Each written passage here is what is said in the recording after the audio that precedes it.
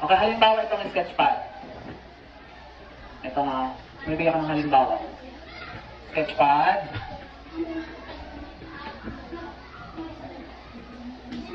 Okay, so sa gilid ng sketchpad natin, nilalagay natin dito art number 1. Art number 1. Okay? Ano nilalagay natin dito? Art number?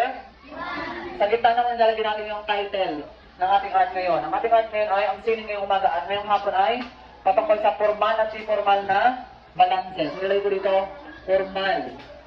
May sumasakay sa akin. At di-formal na balances.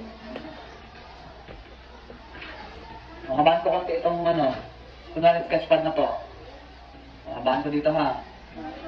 Tapos gagawa ako ng box sa ilalim. Dalawang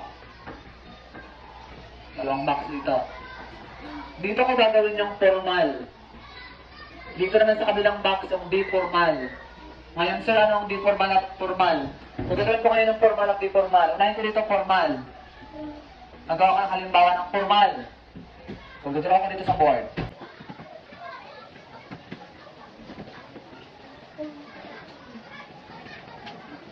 Diba naman, hindi ka tayo ng agad.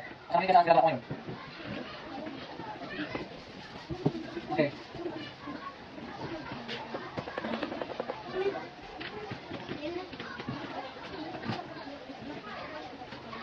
Okay, so ngayon, ito nga sa Pisara, ito ang tinatawag natin formal na balanse. So ngayon magtatanong kayo, sir, bakit formal na balanse yan? Pero ako ng sketchpad natin. Ano ko ng sketchpad? Formal na balanse dahil, kapag tinakpan ko itong kabila na ito, may nakikita ba kayong desenyo? May nakikita ba kayong desenyo? Sagot? Sagot? O, nakikita yung desenyo. Kapag sa kabila naman tinakpan ko, pareho ba yung desenyo nila? Pareho ba hindi? Ito na ulit, ito na ulit. Pareho ba? Pareho hindi? Pareho, walang nagbago. May tayo sa kabila, may tayo sa kabila. Kung anong desenyo sa kabila, yun din ang desenyo sa kabila. Kaya